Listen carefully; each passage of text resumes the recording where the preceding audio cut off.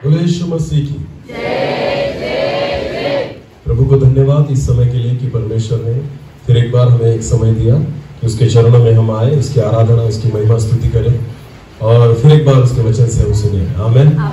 और मैं विश्वास रखता हूँ इस शाम के वक्त फिर एक बार प्रभु उसके वचन में रहकर हमसे बात करेगा। आमेन।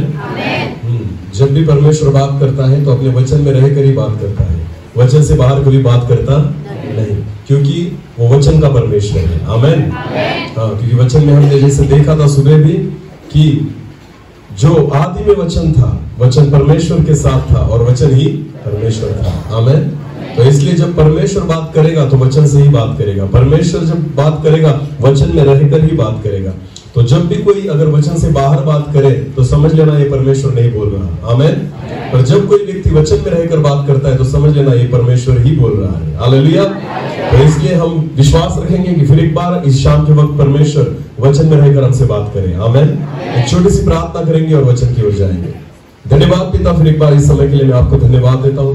मैं विश्वास रखता हूँ कि आपकी पवित्र हुजूरी हमारे बीच में है और प्रभु मैं प्रार्थना करता हूँ आज आप आपके वचन में रहकर हमसे बात कीजिए। मैं प्रार्थना करता हूँ केवल आवाज मेरी हो, शब्द आपके हो प्रभु। आप बोले हम सुने, ऐसा होने दीजिए पिता। जैसे शमूएल ने कहा कि बोल प्रभु तेरा दास सुनता है, आज मैं भी कहता हूँ प्रभु कि बोल तेरा दास सुनता है। प्रभु जी मैं प्रार्थना करता हूँ केवल आवाज मेरी हो प्रभु, शब्द आपके ही हो और पिता आप बोले हम सुने, ऐसा ही होने दीजिए। आपके वचन के द्वारा वचन में रहकर हम हर एक व्यक्ति से आप बात कीजिए पिता और हमारे आत्मिक जीवन को आप आशीषित कीजिए। धन्यवाद फिर एक बार इस समय के लिए। सारा आदर महिमा जलाल आप ही को देते हुए प्रार्थना जिंदा खुदा प्रभु यीशु मसीह आपके सामर्थ्य और जीवित नाम से मांगता हूँ।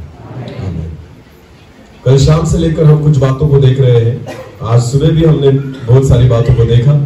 परमेश्वर ने उसके वचन के द्वारा हमसे बात की और फिर एक बार इस शाम के समय उन्हीं बातों को हम आगे लेकर जाएंगे। आमेन। तो कुछ लोग नए हैं, कुछ कल नहीं थे, कुछ आज आए हैं, कुछ थे कल शाम को, सुबह नहीं थे, कोई फर्क नहीं पड़ता। पर मैं विश्वास रखता हूं कि आपको भी प्रभु सारी बातें सिखाएगा। आमेन। तो जिस वचन को हमने कल शुरुआत किया था, एक बार फिर उसी वचन से शुरुआत करेंगे। मत्ती रचित सुसमाचार उसका 28 अध्याय हम फिर एक बार पढ़ लेंगे। मत्ती रचित सुसमाचार उसका 28 अध्याय और वचन 18 और 19। यीशु ने उनके पास आकर कहा, अभी ध्यान देकर सुनना। यीशु ने उनके पास आकर कहा, स्वर्ग और पृथ्वी का सारा अधिकार मुझे दिया गया है। स्वर्ग और पृथ्वी का सारा अधिकार मुझे दिया गया है, इसलिए तुम जाओ। इसलिए अभी देखो प्रभु यीशु मसीह की ये आज्ञा है अपने चेलों के लिए और यीशु मसीह कहता है इसलिए तुम जाओ सब जातियों के लोगों को और सब जातियों के लोगों को चेला बनाओ। चेला बनाओ। बोलो क्या बनाओ? बोलो क्या बनाओ? विश्वासी नहीं, क्या बनाओ? हाँ, तो हम सीख रहे हैं कल से कि चेला बनने के बारे में। आमेन। प्रभु की इच्छा है कि विश्वासी मत बनो, क्या बनो? आपको पता है चेला बनाना पड़ता है, विश्वासी ऑटोमेटिक बन जाता है। हालेलुया। विश्वासी आपको बनाना नहीं पड़ता, वो आपकी जरूरत है जो आपको विश्वासी बनाती है। आमेन।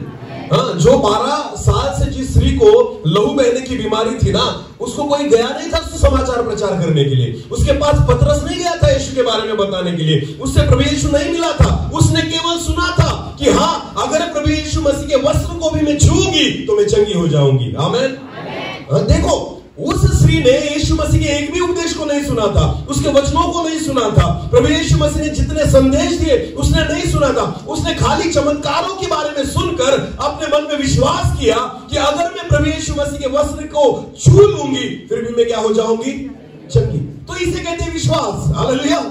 विश्वासी होने के लिए जरूरी नहीं कि आप यीशु से मिले, विश्वासी होने के लिए जरूरी नहीं कि आपके पास कोई आए, विश्वासी होने के लिए जरूरी नहीं है कि आपको बाइबल पता हो, वचन पता हो, प्रभु यीशु मसीह की शिक्षा पता हो, कुछ भी नहीं।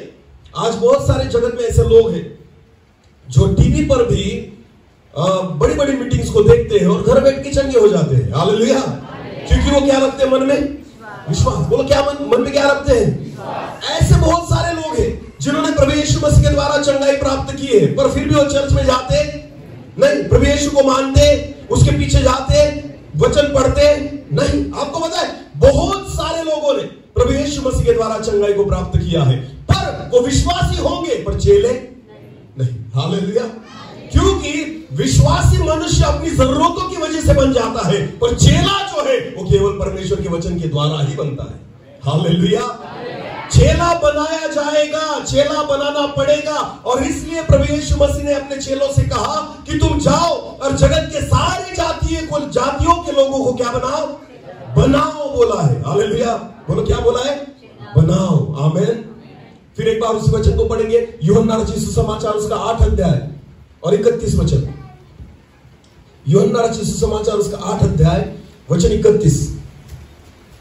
तब यीशु ने उन यहूदियों से जिन्होंने उनकी प्रतीति की, अभी देखो, तब यीशु ने उन यहूदियों से जिन्होंने उसकी प्रतीति की कहा यदि तुम मेरे वचन में बने रहोगे, यदि तुम मेरे वचन में बने रहो तो सचमुच मेरे चेले ठहरोगे, तो सचमुच मेरे चेले ठहरोगे। हालेलुया। अभी ये वचन, ये भाषांतर अलग है और फिर एक बार पढ़ना दूसरे भाषांतर से। तब यीशु ने उन यहूदियों से, अभी कान देकर सुना, तब यीशु ने उन यहूदियों से जिन्होंने उस पर विश्वास किया था, जिन्होंने उस पर क्या किया था, विश्वास। बोलो विश्वास। जिन्होंने उस पर विश्वास किया था, कहा यदि तुम मेरे वचन में बने रहोगे। यदि, कौन सा शब्द आया है, यदि तुम मेरे वचन में बने रहो तो सचमुच मेरे चेले ठहरोगे। केवल विश्वास के कारण चेले नहीं बन सकते। हालेलुया। यहूदी लोग विश्वास में तो आ गए थे, उन्होंने प्रभु यीशु मसीह पर विश्वास तो रख लिया था, क्योंकि ये वचन उन विश्वासी लोगों के बारे में है। हालेलुया। फिर एक बार पढ़ना उस वचन को।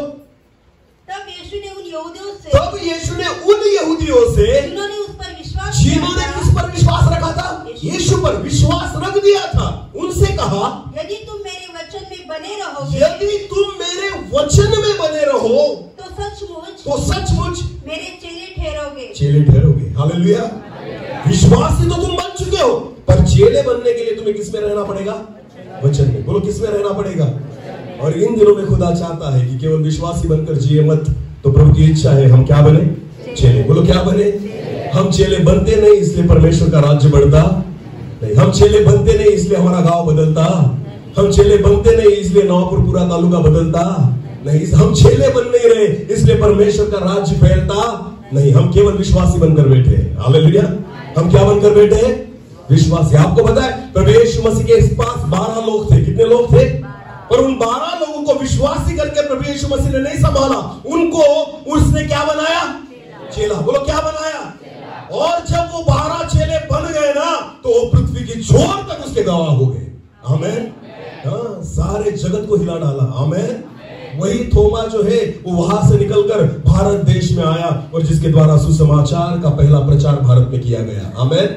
क्योंकि जब व्यक्ति चेला बन जाता है ना, वो स्वस्थ नहीं बैठता। जब एक व्यक्ति चेला बन जाता है ना, वो खुद के लिए नहीं सोचता। जब एक व्यक्ति चेला बन जाता है ना, तो गुरु की इच्छा को पूरी करता है, अपने पिता की, अपने प्रभु की इच्छा को पूरी करता है। हालेलुया। पर जब तक हम चेले नहीं बनते, केवल आप खुद के लिए जियोगे, आप खुद के लिए मांगोगे, आप खुद में ही प्रसन्न रहोगे और खुद में ही आपको समाधान लगेगा। पर आपको पता है, जिस दिन आप चेले बन जाओगे ना, आप खुद के लिए नहीं, आप किसके लिए जियोगे। बोलो किसके लिए जियोगे। इसलिए तो पौलुस कहता है, जीना मेरे लिए मसीह, तो मरना मेरे लिए लाभ है। हालेलुया। मरना हर एक व्यक्ति के लिए लाभ नहीं है, जिसके लिए जीना मसीह है उसके लिए ही मरना लाभ है। आमीन। हाँ, कब्र में जाना हर एक व्यक्ति के लिए लाभ का कारण नहीं। आपको क्या लगता है, अगर मैं मरने के बाद अगर मुझे कब्र में डाला गया, पेटी में डाला गया, प्रार्थना की गई, वचन को पढ़ा गया, इसका मतलब वो मेरे लिए लाभदायक हो गया? बिल्कुल नहीं। आप जिए किसके लिए, उस पर निर्भर है कि मृत्यु आपके लिए लाभदायक होगी या नहीं। आमीन। क्योंकि वचन में लिखा है, फिलिप्पियों की पत्री में पौलुस कहता है कि जीना अगर मेरे लिए मसीह है, तो मरना मेरे लिए लाभ है। अगर आप खुद के लिए जिए, खुद के लिए कमाया, खुद के लिए सारी जिंदगी आप जिए हो, तो मरना आपके लिए लाभदायक नहीं है। अगर पैसे कमाने के लिए मैं जिया हूं, नौकरी करने के लिए मैं जिया हूं, खेती करने के लिए मैं जिया हूं, मेरे व्यवसाय के लिए मैं जिया हूं, मेरे परिवार के लिए मैं जिया हूं, मेरे बच्चों को पढ़ाने के लिए मैं जिया हूं, अगर मेरे बच्चों को नौकरी को लगाने के लिए मैं जिया हूं, अगर मैं खुद के लिए जीता हूं, तो मरना मेरे लिए लाभदायक। पर जीना अगर मेरे लिए क्या है, मसीह, तो मरना मेरे लिए। आमीन। मसीही लोगों, केवल पेटी में जाने से स्वर्ग नहीं मिलेगा। हाँ, पेटी में जाने से स्वर्ग मिलने वाला। पर अगर आप प्रभु यीशु मसीह के चेले हो ना, आपको जला भी दिया जाए, फिर भी आप कहां जाओगे। बोलो कहां जाओगे। लोगों को लगता है मुझे पेटी में डालकर अंदर कब्र में रख दिया और प्रार्थना की गई ना, और पास्टर साहब ने मिट्टी डाली, तो मैं कहां जाऊंगा। अरे बोलो कहां जाऊंगा। और अगर मुझे जला दिया मरने के बाद तो मैं कहाँ जाऊंगा? बिल्कुल नहीं। मरने के बाद आपकी बॉडी को फेंक दो, उसको जला दो, मिट्टी में दफन कर दो, उसका कुछ भी करो, कुछ फर्क पड़ता। आप जिंदा रहने के वक्त किसके साथ जिए, इससे फर्क पड़ता है। आमीन। जीना मेरे लिए क्या होना चाहिए? बोलो, जीना मेरे लिए क्या होना चाहिए? तो मरना मेरे लिए क्या होगा? हालेलुया। आपको पता है जितने चेले होते हैं ना, उनके लिए जीना क्या होता है? मसीह। बोलो, चेलों के लिए जीना क्या होता है? प्रभु यीशु मसीह के चेले जो थे ना, जो उसके साथ चलते थे, यीशु मसीह कभी भी बोलता था उनको, चलो अब उधर जाएंगे, रात के समय भी झील पार करनी है हमें, वो चेले उसके साथ निकल जाते थे। आमीन। आपको पता है ना, वो कभी भी जब प्रभु यीशु मसीह कहेगा ना हमें उधर जाना है, वो चले उसके साथ। अभी इधर रुकना है, वो रुके उसके साथ। गेत्सेमनी की बाग में जब प्रभु यीशु मसीह प्रार्थना के लिए जाता था, रात बेरात उनको लेकर जाता था, वो वहां जाकर सो लेते थे। हालेलुया। हर वक्त वो किसके लिए जीते थे? यीशु के लिए। बोलो, किसके लिए जीते थे? वो जो भी करे वो किसके लिए करते थे? 3.5 साल जो 12 चेले थे ना, वो खुद के लिए नहीं जिए। आमीन। 3.5 साल तक जब प्रभु यीशु मसीह जब तक उनके साथ था, 3.5 साल तक वो जो 12 चेले थे ना, वो किसके लिए जिए? यीशु के लिए। हालेलुया। उसमें से एक ही था जो पैसों के लिए जी रहा था। वो कौन था? हाँ, वो कौन था? वो यीशु मसीह के लिए नहीं जी रहा था। वो किसके लिए जी रहा था? इसलिए गया कहा? नरक में। बोलो, गया कहा? यहूदा इस्करियोत गया कहा? क्योंकि उसका अकेले का जीना यीशु मसीह के लिए नहीं था। उसका जीना किसके लिए था? जो पैसे मिलते थे ना, उसे चुरा लेता था। ऐसे बाइबल में लिखा है। आमीन। तो यहूदा जो था, उसका जीना किसके लिए था? जीना मेरे लिए पैसा है, तो मरना तेरे लिए लाभ नहीं है। हालेलुया। यहूदा के लिए जीना जो था वो पैसा था, इसलिए उन्हीं पैसों के वजह से यहूदा इस्करियोत ने यीशु मसीह को भी बेच दिया। कितने में? 30 रुपए में। बोलो, कितने में? जिनको पैसे की लालच है ना, आपको पता है आप अपने पैसे की वजह से बहुत बार यीशु मसीह को बेच देते हो। हाँ, आज मैं पैसा कमाने के लिए जा रहा हूं, इसलिए मीटिंग में नहीं आ पाऊंगा। बेच दिया आपने। किसको? यीशु मसीह को। किसकी वजह से? पैसों की वजह से। हाँ, क्योंकि आपके लिए पैसा अधिक महत्वपूर्ण है यीशु से ज्यादा। इसलिए तो आप रविवार के प्रार्थना मीटिंग को छोड़कर भी आप कहीं तो भी कुछ बेचने के लिए, कुछ खरीदने के लिए, अपने कामों के लिए, अपनी खेती के लिए, अपने व्यवसाय के लिए, अपनी नौकरी के लिए निकल जाते हो। हालेलुया। क्योंकि आपके लिए सबसे बड़ी चीज प्रभु यीशु मसीह ने आपके लिए आपकी सबसे बड़ी चीज क्या है? पैसा। बोलो, क्या है? पैसा। तो जीना मेरे लिए क्या है? पैसा। जो ऐसे करते हैं, हालेलुया, हर एक व्यक्ति के लिए नहीं बोल रहा हूं। हमने कल सुबह में ही सुना था, उपदेश जो दिया जाता है वो एक व्यक्ति के लिए नहीं, सारे व्यक्तियों के लिए होता है। आमीन। तो हर एक व्यक्ति ने अपने आप को परखना है। आमीन। तो मैं जो बोल रहा हूं कि बहुत बार यहूदा के समान हम प्रभु यीशु मसीह को अपने फायदे के लिए बेच देते हैं। हाँ, अभी नहीं प्रभु, ये तो मेरे फायदे का टाइम है, अभी नहीं ये पैसे कमाने का टाइम है, अभी नहीं प्रभु, अभी तो मुझे उधर जाना होगा, उधर जाओगे तो फायदा होगा, इधर आओगे तो घाटा होगा। हालेलुया। तो इतने पैसे कमा सकता हूं, अगर नहीं गया तो पैसे डूब जाएंगे, यहाँ है तो क्या मिलेगा? आपको पता है आपने यीशु मसीह को बेच दिया। बोलो, क्या किया? तो जीना मेरे लिए क्या है? पैसा। बोलो, जीना मेरे लिए क्या है? जीना मेरे लिए नौकरी है, जीना मेरे लिए खेती है, जीना मेरे लिए मेरा व्यवसाय है, जीना मेरे लिए मेरा परिवार है, जीना मेरे लिए सारी जगत की बातें हैं। आपको पता है जिस व्यक्ति के लिए जीना मसीह होगा, उसके लिए मरना लाभ होगा। फिर वो पेटी में जाए या कैसे भी दफन हो जाए या उसको जला दो, कुछ फर्क नहीं पड़ेगा। वो जाएगा किधर? स्वर्ग। वो जाएगा किधर? स्वर्ग में। हालेलुया। हम ऐसे एरिया में सेवा करते हैं जहां पर पूरे नए लोग हैं, उस पुणे विस्तार में, पुणे जिला में। आपको पता है जब पहले हम शुरुआत में वहां पर सेवा कर रहे थे तो एक परिवार से पूरा परिवार प्रभु में नहीं था और बहुत सारा विरोध उस एरिया में था, अभी भी है। तो बहुत बार ऐसा होता था कि एक विश्वासी व्यक्ति, एक बार ऐसा हुआ एक जवान लड़की जो बहुत विश्वास में स्ट्रांग थी, वचन में भी अच्छी थी, प्रभु का भय मानकर चलती थी, उसका बपतिस्मा भी हुआ था।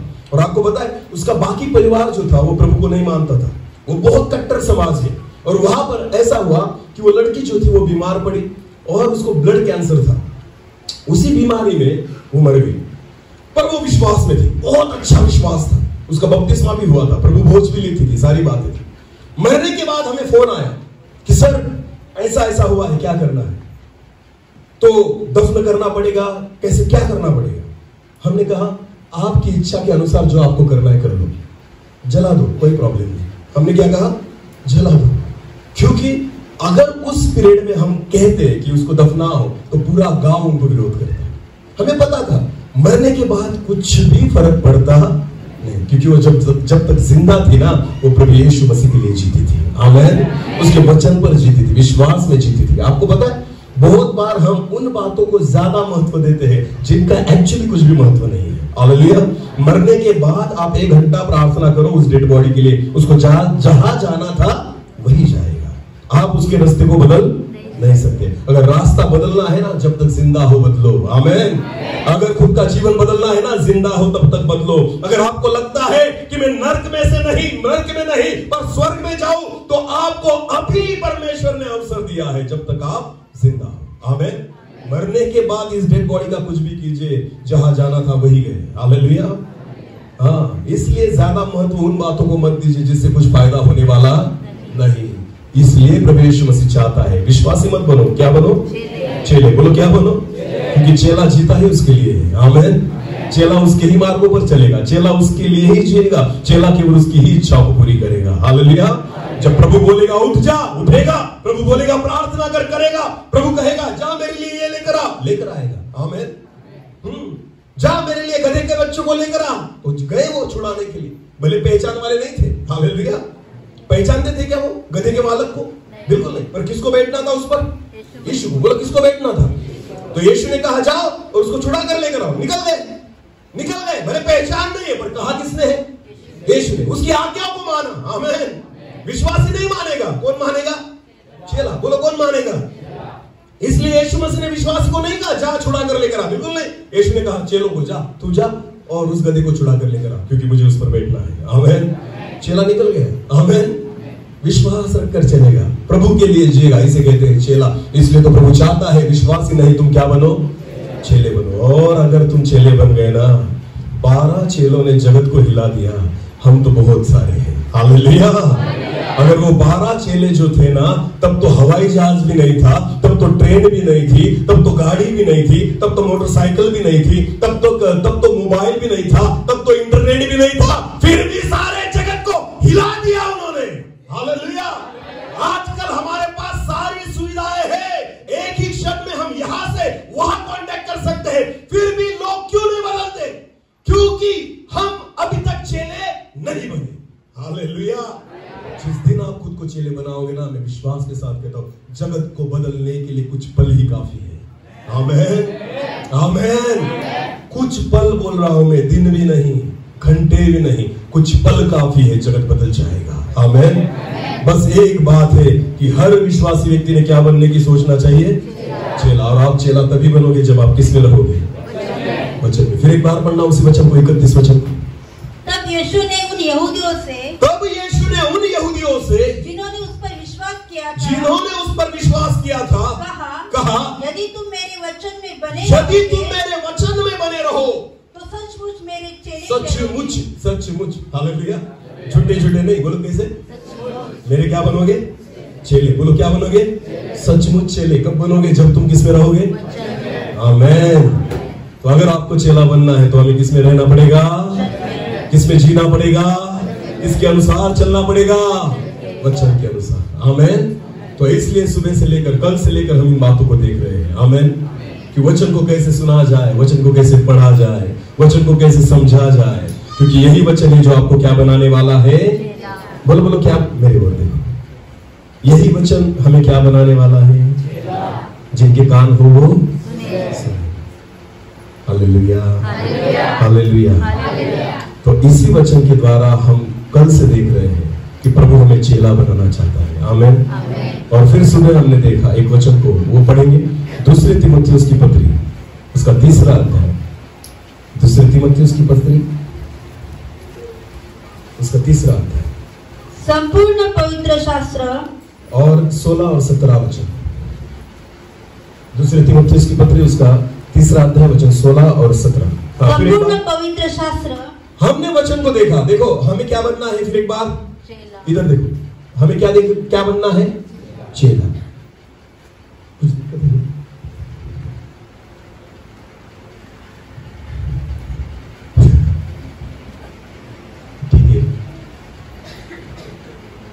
निकलने दो पसीना, कोई टेंशन नहीं, वचन को सुनो। हालेलुया। मैं पसीना इसलिए बाहर रहा हूं कि आप वचन को सुने। आमेन। मुझे कुछ नहीं फर्क पड़ता पसीना निकले या खून निकले, पर आप किसको सुनो? मेरे खुदा का खून बह रहा था, प्रभु यीशु मसीह का खून बह रहा था, मेरा तो पसीना ही बहता है। आमेन। हाँ, यीशु मसीह ने हमारे लिए खून को बहा दिया, तो मेरा पसीना क्या चीज है? आमेन। तो उसकी सुनो। हालेलुया। क्योंकि जो बातें प्रभु हमें सिखाना चाहता है, अगर आप सीख गए ना, मैं आपको कहता हूं हमारा विस्तार बदल जाएगा। आमेन। क्योंकि प्रभु चेले बनाना चाहता है। आमेन। हाँ, हमारा खुदा जो है ना, वो बंदर नहीं बनाता, बंदरों की सेना नहीं बनाता, वो क्या बनाता है? बोलो बोलो, क्या बनाता है? चेले। हालेलुया। जो उसके समान होंगे। आमेन। जो सामर्थ्य में उसके समान होंगे, अधिकार में उसके समान होंगे, बोलने में उसके समान, चलने में उसके समान, काम करने में उसके समान होंगे। हालेलुया। सामर्थ्य में उसके समान होंगे। हालेलुया। तो लाजर को बोलेंगे, ए लाजर उठ, और बाहर निकला। 4 दिन मरा था, मर चुका था, 4 दिन हो चुके थे। हालेलुया। लाजर क्या हुआ? उठकर निकल आया। यीशु मसीह अंदर गया था क्या? तो कौन आया बाहर? ये हमारा प्रभु है। आमेन। मुर्दे को उठाने के लिए वो अंदर नहीं गया, उसने केवल आवाज लगाई, मृत्यु को डांटा और कहा, हे लाजर, मैं तुझसे कहता हूं उठ, और बाहर निकला। आमेन। तो मुर्दा जैसे सोया था, उठकर निकल आया। आमेन। ये तुम्हारा और मेरा प्रभु है, और हम उसके क्या है? चेले। बोलो क्या है? तो अगर वो डांट सकता है तो हम भी डांटेंगे। आमेन। उसके पास अधिकार है तो हमारे पास भी अधिकार, उसके पास सामर्थ्य है तो हमारे पास भी सामर्थ्य। अगर उससे दुष्ट आत्माएं डरती थी तो मुझसे भी दुष्ट आत्माएं डरेगी। हालेलुया। क्योंकि हम किसके चेले हैं? बोलो किसके चेले हैं? इसीलिए चेला बनना है हमें। आमेन। क्योंकि शैतान भी हमसे डरने लग जाए। विश्वासियों से नहीं डरता शैतान। शैतान विश्वासियों से नहीं डरता। वो किससे डरता है? हाँ, बोलो किससे डरता है? हाँ, विश्वासियों से नहीं डरता, क्योंकि उसको पता है मैं भी विश्वासी हूँ। शैतान खुद को क्या बोलता है? विश्वासी। बोलो क्या बोलता है? मैं नहीं कहता, वचन में लिखा है ना। हाँ, वचन में लिखा है। याकूब की पत्री जो हमने पढ़ा था, फिर एक बार पढ़ेंगे उस वचन को। याकूब की पत्री 2 अध्याय वचन 19 और 20। 19 को पढ़ेंगे।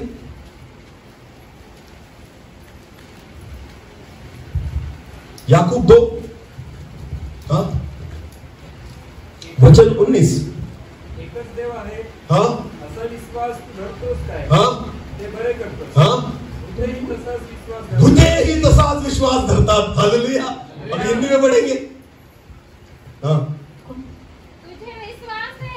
तुझे विश्वास है कि एक ही परमेश्वर है, तू अच्छा करता है, दुष्ट आत्माएं भी ऐसा विश्वास करती है। हालेलुया। अगर विश्वास के तौर पर देखा जाए ना, तो हम दुष्ट आत्माओं के भाई हो गए। केवल विश्वास रखेंगे तो। समझ में आ रहा है कुछ? हाँ, क्योंकि विश्वास जो है वो कौन रखता है? दुष्ट आत्माएं भी रखती है। हालेलुया। तो इसलिए विश्वास से बहुत ज्यादा फायदा होने वाला नहीं है। तो हमें क्या बनना होगा? चेला। जब आप चेला बनोगे ना, तो आप उनसे अलग दिखोगे। हालेलुया। और विश्वास तो वो भी रखते हैं ना, तो विश्वास उनमें भी है, विश्वास हम में भी, तो फर्क क्या? तो वो डरेगी आपसे? विश्वास के कारण डरेगी आपसे? नहीं, वो तो कहेगी तुझसे अच्छा तो विश्वास मेरा है। दुष्ट आत्माएं कहती है तुझसे ज्यादा विश्वास तो आपको पता है, प्रेरितों की काम में एक कहानी वहां पर लिखी गई है। एक व्यक्ति के बारे में। 7 लोग थे, एक याजक के पुत्र थे। बोलो किसके पुत्र थे? याजक के पुत्र थे। हालेलुया। वो दुष्ट आत्माओं को निकालने गए। किसको निकालने के लिए गए? स्कीवा नाम था उस याजक का, उसके वो पुत्र थे। वो दुष्ट आत्माओं को निकालने के लिए गए। वचन में लिखा है प्रेरितों के काम में। तो उन्होंने कहा, जिस यीशु की पौलुस सेवा करता है, उस यीशु मसीह के नाम से मैं तुझे डांटता हूं, इसमें से निकल जा। हालेलुया। दुष्ट आत्माओं ने क्या उत्तर दिया उसको? पता है आपको उन 7 लोगों को क्या उत्तर दिया? पौलुस के बारे में हमने सुना है और यीशु मसीह पर हम विश्वास, हाँ, यीशु को हम जानते हैं और पौलुस के बारे में हमने सुना, पर तुम्हें मैं नहीं जानता। वचन में लिखा है जिसको निकालने गए थे ना, वही उस पर आकर बैठ गया। हालेलुया। समझ में आ रहा है कुछ? डरी थी दुष्ट आत्माएं उनसे? नहीं, क्योंकि उसको पता था, अरे विश्वास तो तुझसे अच्छा मेरा है। हालेलुया। हाँ, वो तो थरथराते हैं प्रभु यीशु मसीह के सामने विश्वास रखकर। समझ में आ रहा है कुछ? हाँ, हम तो डरते भी नहीं विश्वासी होकर भी। हाँ, झूठ बोलेंगे क्योंकि डरेंगे नहीं। आपको पता है ना, हम विश्वासी तो है फिर भी झूठ बोलते हैं, हम विश्वासी तो है 2 नंबर कमाएंगे, विश्वासी तो है फिर भी एक दूसरे के साथ लड़ते तो है, विश्वासी है फिर भी एक दूसरे की निंदा तो करते हैं, विश्वासी है फिर भी गलत विचार हमारे जीवन में है। इसका मतलब क्या है पता है आपको? दुष्ट आत्माएं विश्वास रखकर डरती है, हम तो डरते भी नहीं, विश्वास तो रखते हैं फिर डरते नहीं, तो उससे बदतर तो हम हैं। हाँ, हमसे अच्छी तो वो है दुष्ट आत्माएं जो डरती तो है यीशु मसीह से। पुलिस का बेटा पुलिस से डरेगा? अरे बोलो, डरता है क्योंकि उसके घर में कौन है? पुलिस। रोज देखता है उस खाकी वर्दी को, तो डरेगा नहीं ना, क्योंकि मेरा बाप क्या है? डॉक्टर का बेटा डॉक्टर से डरेगा? नहीं डरता। टीचर का बेटा टीचर से डरेगा? बिल्कुल नहीं डरता। हमें प्रार्थना विनती देनी पड़ती है हमारे बच्चों के लिए, अरे इनके लिए प्रार्थना करो कि ये स्कूल में जाए। हालेलुया। हाँ, सच बोल रहा हूं, हमें झूठ नहीं, हमारा सुनते ही नहीं। हाँ, उनको झूठी लगता है कि मेरे मम्मी पापा जो है वो टीचर है। ऐसा हमारी बेटी जो है ना, वो हमें सीरियसली लेती ही नहीं। हम दूसरों को पढ़ाते हैं पर हम उसको नहीं पढ़ा सकते। हालेलुया। क्योंकि टीचर को के जो बेटे होते हैं ना, बच्चे होते हैं, वो उसको डरते नहीं। वैसे देखो, पुलिस का बेटा पुलिस से डरेगा? डॉक्टर का बच्चा डॉक्टर से डरेगा? नहीं। टीचर का बेटा टीचर से डरेगा? और परमेश्वर का बेटा परमेश्वर से डरेगा? परमेश्वर का बेटा परमेश्वर से डरेगा? अरे हमारे घर में परमेश्वर है, उससे क्या डरना? उससे क्या डरना? वो क्या करेगा? क्योंकि हम बच्चे किसके हैं? अरे बोलो किसके हैं? खुदा तो हमारे घर में रहता है। हाँ? मिखाएल गब्रियल जो है ना, वो तो हमें खाना परोसते हैं। हम क्यों डरे? क्योंकि हम किसके बेटे हैं? परमेश्वर के। बोलो किसके बेटे? जैसे पुलिस के बच्चे पुलिस से नहीं डरते, डॉक्टर के बच्चे डॉक्टर से नहीं डरते, खुदा के बेटे भी खुदा से नहीं डरते। इसलिए तो झूठ बोलते हो पापियों। हाँ, इसलिए तो लड़ते हो, इसलिए तो निंदा करते हो, इसलिए तो गलत बातें करते हो, मोबाइल में गंदी गंदी बातें देखते हो, इसलिए टीवी देखते हो, इसलिए पिक्चर सिनेमा देखते हो। हाँ, इसलिए तो हमारा एक दूसरे के साथ पड़ता नहीं, जमता नहीं, क्योंकि खुदा के बेटे खुदा से डरते नहीं।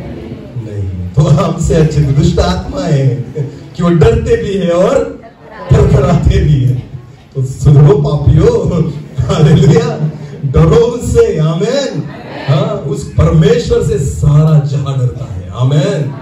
अरे समुंदर भी उससे क्या करता है? डरता। बोलो क्या करता है? मूसा से नहीं डरा था समुंदर, किससे डरा था? बोलो किससे डरा था? मूसा को अधिकार किसने दिया था? जब खुदा ने मूसा को अधिकार दिया और परमेश्वर ने कहा जा मूसा अपनी लाठी को उठा उस समुद्र के सामने, बाइबल वचन में लिखा है कि मूसा गया और लाल समुद्र के सामने उसकी लाठी को उसने खड़ा किया। वचन में लिखा है समुद्र पीछे हट गया। हालेलुया। समंदर के 2 भाग हो गए, क्योंकि समंदर जो था वो मूसा से नहीं डरा था, उस अधिकार से डरा था। जो अधिकार किसने दिया था? परमेश्वर ने। आमेन। अरे जब सिंह की मांग में जब दानियल को डाला गया ना, तो शेर भी डर गए। किससे? परमेश्वर से। बोलो किससे? जो एक ही क्षण में उसको मार डालते थे ना, रात भर चुपचाप बैठे थे। किसके सामने? दानियल के सामने। बोलो किसके सामने? शेरों ने उसे कुछ भी किया नहीं, क्योंकि वो किससे डरते थे? सारा जहां डरता है परमेश्वर से, बस विश्वासी डरते विश्वासी डरते नहीं। हाँ, इसलिए तो हम कुछ भी करते हैं। हाँ, मन में आए वो करेंगे, केवल नाम से बोलेंगे हाँ प्रभु यीशु, हम आप पे क्या रखते हैं? विश्वास। वो हमारे फायदे के लिए, क्योंकि मेरी बीमारी दूर होनी चाहिए, मुझे नौकरी लगनी चाहिए, मुझे पैसे मिलने चाहिए, दुष्ट आत्माएं मुझे लगनी नहीं चाहिए। हाँ, किसी ने कुछ मुझ पर करना नहीं चाहिए, मैं जिंदा रहना चाहिए, मुझे जल्दी मरना नहीं है, मुझे नाश नहीं होना है। बस इसके कारण हम विश्वास रखते हैं। डरते फिरते चेले जो होते हैं ना, वो खुदा से डरते हैं। आमीन। चेले जो होते हैं वो खुदा से, क्योंकि उनके जीवन में क्या होता है? बोलो क्या होता है? तो विश्वासी बनेंगे या चेले? बोलो विश्वासी बनेंगे या चेले? इसलिए तो परमेश्वर चाहता है, प्रभु यीशु मसीह ने कहा अरे विश्वासी मत बनाओ, जाकर क्या बनाओ? चेले। आमीन। हाँ, क्योंकि मैं चेलों को लेना चाहता हूँ, विश्वासियों को नहीं, क्योंकि ये विश्वासी जो है ना, यहाँ लड़ते वहां भी लड़ेंगे, ये यहाँ भी लड़ते हैं वहां भी लड़ेंगे। चेले एक दूसरे से लड़ते हैं? नहीं, बिल्कुल नहीं लड़ते। आमीन। हाँ, वो तो वचन में देखो आप, प्रेरितों के काम में अपनी अपनी प्रॉपर्टी को बेचकर चेलों के सामने लाकर रख देते थे। आमीन। लोग तुम यहाँ पर तो भाई भाई से लड़ता है, मेरी खेती, मेरी इतनी जगह ले ली, मेरा घर ले लिया। एक दूसरे के सिर फोड़ते हैं। क्या लगता है आपको स्वर्ग में जाओगे? सिर फोड़ने वालों स्वर्ग में जाओगे? एक दूसरे से लड़ने वालों स्वर्ग में जाओगे? यहाँ पर एक दूसरे के साथ सलाम नहीं कर सकते, वहां जाओगे? हालेलुया, बिल्कुल नहीं जाओगे। समझ में आ रहा है कुछ? इसलिए विश्वासी नहीं, क्या बनना होगा? इसलिए तो प्रभु यीशु मसीह ने कहा है विश्वासी मत बनाओ, जाकर क्या बनाओ? विश्वासी तो बहुत थे मेरे पीछे आने वाले। इतनी भीड़ थी प्रभु यीशु मसीह के पीछे चलने वाली, आखिर में उसके साथ कोई नहीं चला। आमीन। समझ में आ रहा है कुछ? वो 5000 लोगों को जो रोटी खिलाई थी ना, बाकी तो रोटी के चक्कर में उसके पीछे आ रहे थे कि आज भी खिलाएगा, कल मछली खिलाई, आज शायद मटन खिलाएगा। हालेलुया। कल मछली खिलाई थी, आज शायद क्या खिलाएगा? मटन खिलाएगा, आज बिरयानी खिलाएगा, कुछ ना कुछ देगा प्रभु। वो तो बाकी उसके चक्कर में उसके पीछे आ रहे थे। हालेलुया। तो सारे विश्वासी कुछ काम के होते, इसलिए तो याकूब कहता है, आगे पढ़ो उस वचन को, बहुत अच्छा वचन है वो। पहले से पढ़ना जो वचन मैंने पढ़ा था, याकूब की पत्री। वरन कोई कह सकता है तुझे विश्वास है और कम नहीं, उससे पहला तुझे विश्वास है कि उससे पहला 19 से पढ़ो, 2:19। तुझे विश्वास है कि एक ही परमेश्वर, तुझे विश्वास है कि एक ही परमेश्वर है, तू अच्छा करता है, दुष्ट आत्मा भी विश्वास रखती है, दुष्ट आत्माएं भी विश्वास रखती है और थरथराती है। अभी देखो आगे पढ़ना। पर हे निकम्मे मनुष्य। हालेलुया। याकूब क्या कहता है? हे निकम्मे, कुछ काम के नहीं पड़े हैं। हालेलुया। निकम्मे, जो कुछ काम के नहीं। चेले निकम्मे नहीं रहते। हालेलुया। पर विश्वासी कैसे होते? निकम्मे। बोलो क्या? तो ये वचन याकूब ने जो लिखा है ना, वो किसके लिए लिखा है? ये निकम्मे किसके लिए लिखा है? जो लोग यीशु मसीह को जानते हैं या नहीं जानते? बोलो, जानने वाले या नहीं जानने वाले? जानने वाले, ऑब्वियसली। हालेलुया। क्योंकि ये जो पत्री है ना, एक कलीसिया को लिखी गई है। बोलो, किसको लिखी गई है? कलीसिया में कौन रहेगा? विश्वासी या अविश्वासी? तो ये सारे वचन किसके लिए है? तो उन विश्वासियों को वो कौन सा पद देता है? हे निकम्मे, कुछ काम के नहीं, कुछ धाम के नहीं, निकम्मे मनुष्य। हालेलुया। कुछ करते नहीं, केवल मांगने आते हो भिखारियों की तरह। ये दो प्रभु, वो दो प्रभु, और देकर भी क्या करेगा ना? कुछ तो करो उसके लिए। चेले बनो। बोलो क्या बनो? जब तुम चेले बन जाओगे ना, तुम्हारे नाम पर से निकम्मा शब्द हट जाएगा। हालेलुया। क्योंकि जो चेला होता है ना, वो कुछ ना कुछ करता है। आमीन, आमीन। अरे इतना ही क्या, मैं आपको बताना चाहता हूँ, एक बहन थी जो व्यभिचार के पाप में थी, वो उसको प्रभु यीशु मसीह ने उसके पापों की क्षमा कर दी। तो उसने भी क्या किया पता है आपको? बहुमूल्य तेल लेकर आई। बोलो क्या लेकर आई? बहुमूल्य तेल लेकर आई और यीशु मसीह के चरणों में डाल दिया। हालेलुया। अपने बालों से उसे पूछा। हालेलुया। एक स्त्री भी उसके लिए इतना खर्चा करती है, हम क्या करते हैं? आपको पता है? क्योंकि वो स्त्री भी जो थी ना, केवल विश्वासी नहीं थी, क्या थी? चेला। आमीन। जो कुछ करेगा ना प्रभु के लिए, वही चेला है। जो उसके लिए कुछ करना चाहेगा ना, वही चेला है। जो मुफ्त में खाएगा वो चेला नहीं। जो केवल 5 रोटी और 2 मछलियों के लिए आता है ना, वो चेला नहीं। पर जो उसके क्रूज को उठाना चाहता है, वही चेला है। हालेलुया। जो उसके बोझ को उठाएगा, वही चेला। जो उसको मदद करेगा, वही चेला है। आमीन।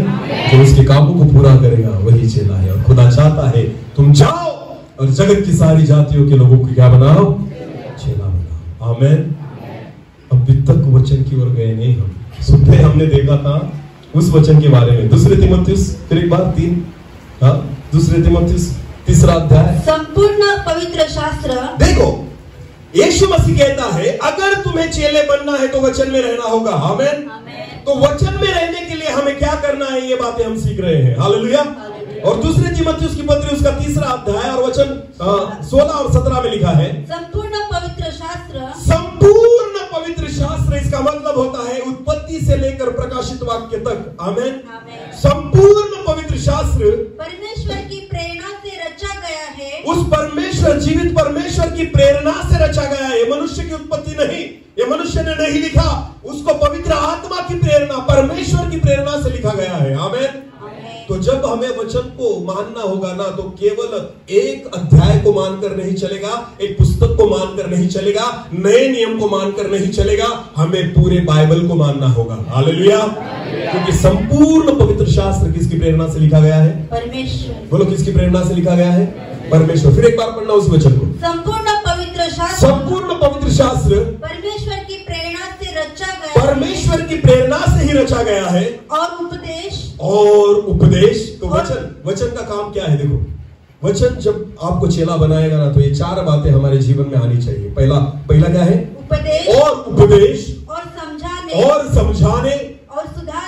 सुधारने और धार्मिकता की शिक्षा के लिए लाभदायक है। हालेलुया।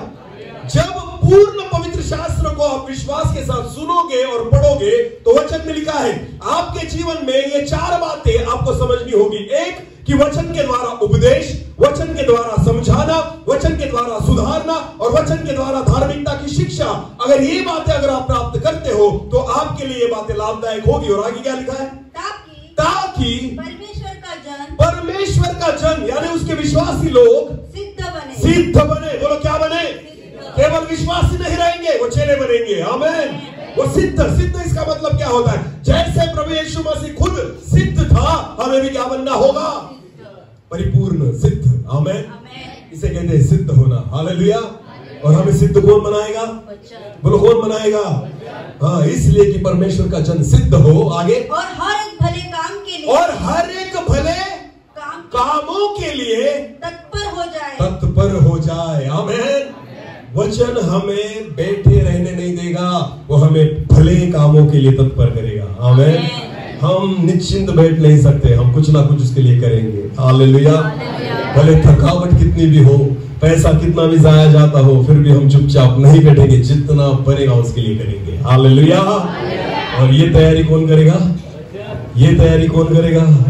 इसलिए हम वचन में से 4 बातों को समझना जरूरी है। पहला हमने सुबह में सीखा था क्या? उपदेश। बोलो, क्या? उपदेश। फिर एक बार उसी वचन को पढ़ो। संपूर्ण पवित्र शास्त्र परमेश्वर की प्रेरणा से रचा गया है। और उपदेश और समझाने। और दूसरी बात क्या है? समझाने। मराठी में पढ़ेंगे इसी वचन को।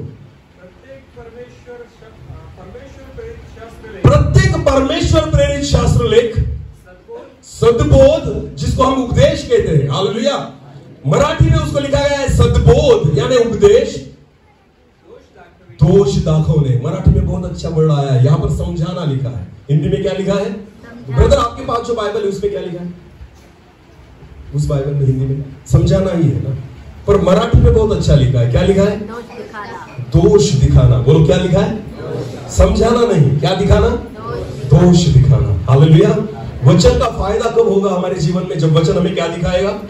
बोलो, क्या दिखाएगा? हमें दोष दिखना अच्छा ही नहीं लगता, सुनना अच्छा ही नहीं लगता, पर वचन मिलेगा फायदा तब होगा जब वचन तुम्हें क्या दिखाएगा? तुम्हारा दोष। क्योंकि उसका काम है क्या? दोष दिखाना। इसलिए मराठी में लिखा गया है दोष दाखवणे। और इंग्लिश में लिखा गया है रिप्रूफ। एक वर्ड आया इंग्लिश में, रिप्रूफ। अभी रिप्रूफ का मतलब होता है गलतियां दिखाना। हालेलुया। क्या रिप्रूफ का मतलब क्या होता है? गलतियों को दिखाना, जैसे दोष दिखाना। हालेलुया। पर हिंदी में जरा समझाना, वो इतना भारी वर्ड नहीं है, पर मराठी और इंग्लिश में अगर देखा जाए ना, तो दोष दिखाना। आमीन। हाँ, तो वचन क्या करेगा हमारे लिए? दोष दिखाएगा। बोलो, क्या करेगा?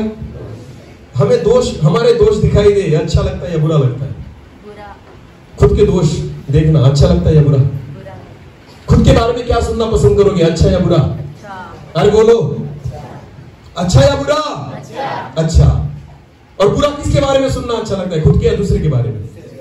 हाँ, दूसरे के बारे में। हाँ, दूसरे के बारे में बुरा बोलो, कान हाथी के समान हो जाएंगे सुनने के लिए।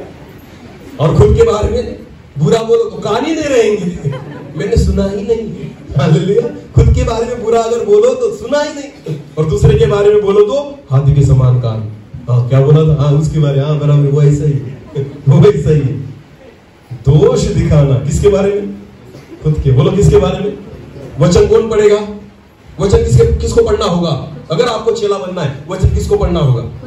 वचन किसको सुनना होगा?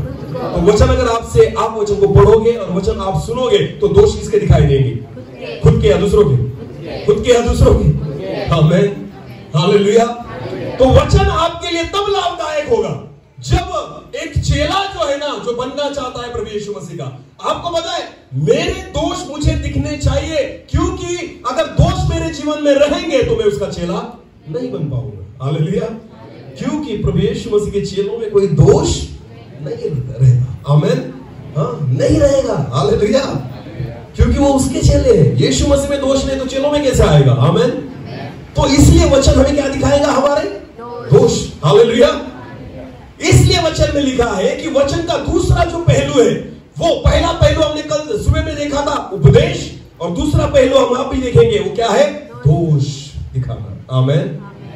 अभी देखो, मेरी ओर देखो, परमेश्वर हमें दोष लगाता नहीं, दोष दिखाता है। दोष लगाना और दिखाना, इसमें बहुत बड़ा अंतर है। हालेलुया। कुछ समझ में आया? खुदा जो है हमें दोष नहीं लगाता, वो हमें अपने दोष दिखाता है। हालेलुया। हम क्या करते हैं पता है आपको? हम दोष लगाते हैं दूसरों को। इसके वजह से हुआ, उसकी वजह से हुआ, ये पापी है, उसने ऐसा किया। ये दोष लगाना हुआ, दोष दिखाना नहीं। दोष दिखाना किसे कहते हैं पता है आपको? ये गलत बात है, ये बात तुम्हारे जीवन में गलत है, ये मुझे अच्छा नहीं लगा, ये बातें छोड़ दे। हालेलुया। और आपको पता है कलीसिया में अगर कोई व्यभिचार के पाप में हो ना, लोग क्या करते हैं पता है आपको? एक दूसरे के साथ उसके बारे में बात करेंगे, वो व्यभिचार करता है, हाँ उसका उसके साथ कुछ तो भी है, हाँ वो तो पापी है, वो नहीं सुधरने वाला, क्यों चर्च में आता है पता नहीं। अरे दोष लगाने से अच्छा है उसको जाकर मिलो और उसको दोष दिखाओ। हालेलुया। क्या करो? उसको जाकर उसके पापों को दिखाओ कि ये गलत बात है। अगर तू परमेश्वर की कलीसिया में बैठा है, तू परमेश्वर की उपस्थिति में आता है ना, तो ये बात अच्छी, वो सुनेगा स्वर्ग जाएगा, नहीं सुनेगा नरक जाएगा। पर तुम्हें दोष लगाना नहीं है, दोष दिखाना है। बोलो क्या करना है? दोष। और वचन हमें दोष लगाता नहीं, वचन हमें दोष दिखाता है। हालेलुया। ये वचन की सबसे बड़ी बात है। आमीन। और वो दूसरों के दोष नहीं दिखाएगा, किसके दोष दिखाएगा? खुद के। बोलो किसके? एक सुंदर उदाहरण परमेश्वर के वचन में है जिसे हम देखेंगे। दूसरे शमूएल की पुस्तक, दूसरे शमूएल की पुस्तक और उसका 12वां अध्याय, दूसरे शमूएल की पुस्तक उसका 12वां अध्याय, वचन 1 से लेकर आगे। तब यहोवा ने, अभी कान देकर सुनना इस वचन को। हाँ, तब यहोवा ने दाऊद के पास नातान को भेजा। आपको पता है दाऊद जो था एक राजा था, दाऊद जो था एक इजराइल का राजा था, पर वचन में लिखा है कि दाऊद ने एक पाप किया उसके जीवन में। कौन सा पाप? उसने बतशेबा नामक एक स्त्री के साथ क्या किया? व्यभिचार। बोलो क्या किया? बतशेबा जो थी वो उरिया की पत्नी थी, उरिया हित्ती जो था उसकी पत्नी थी। हालेलुया।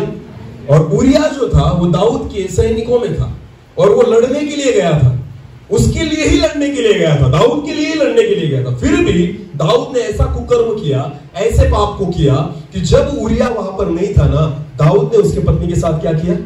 व्यभिचार। ये पाप बहुत बड़ा था परमेश्वर की नजर में, और परमेश्वर ने देखा कि यह अभिषिक्त है, दाऊद को मैंने चुना, दाऊद को मैंने राजा बनाया, दाऊद के अंदर मैंने मेरी आत्मा को रखा, दाऊद को मैंने अभिषेक किया, और फिर भी ये दाऊद कौन से पाप में गिरा? व्यभिचार। कौन से पाप में गिरा?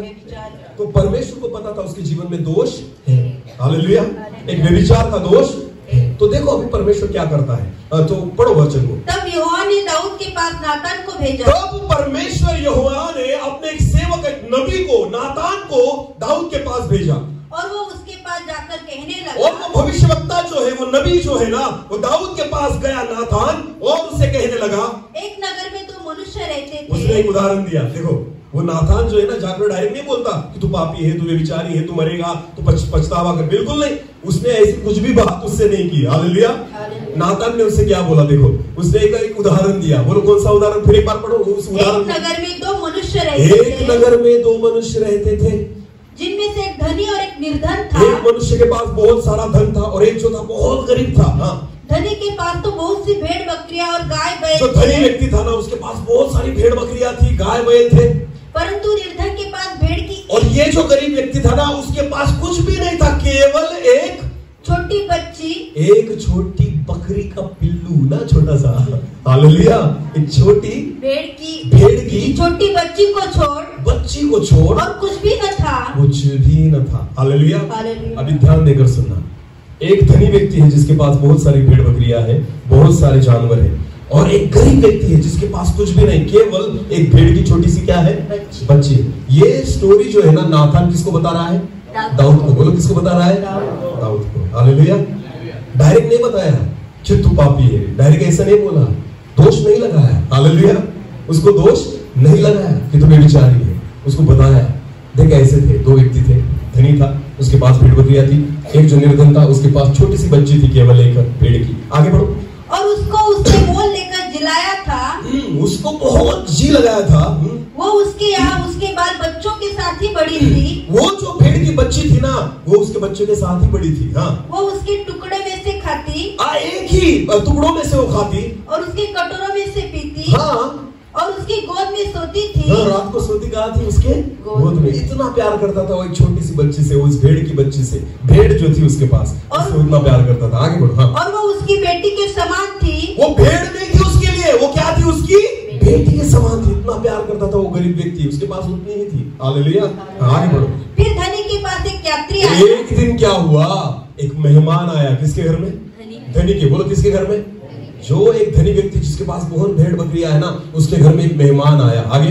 और उसने उस यात्री के लिए, और उसने उस मेहमान के लिए, जो उसके पास आया था, भोजन बनवाने के लिए अपनी भेड़ बकरियों या गाय बैलों में से कुछ न लिया। उसके पास बहुत सारी भेड़ बकरियां थी, उसमें से उसने कुछ नहीं लिया, परंतु उस निर्धन मनुष्य की भेड़ की बच्ची लेकर, उस गरीब व्यक्ति की बच्ची को लेकर, उसकी भेड़ को लेकर, उस जन के लिए, उसके घर में आया हुआ जो मेहमान था उसके लिए, जो उसके पास आया था, जो उसके घर पे आया था, भोजन बनवाया। इसका मतलब उस भेड़ की बच्ची को क्या कर दिया, काट दिया। किसके लिए, अपने मेहमान के लिए। किसने काटा, धनी व्यक्ति ने। बोलो किसने काटा, इसके पास उतनी ही थी, हालेलुया।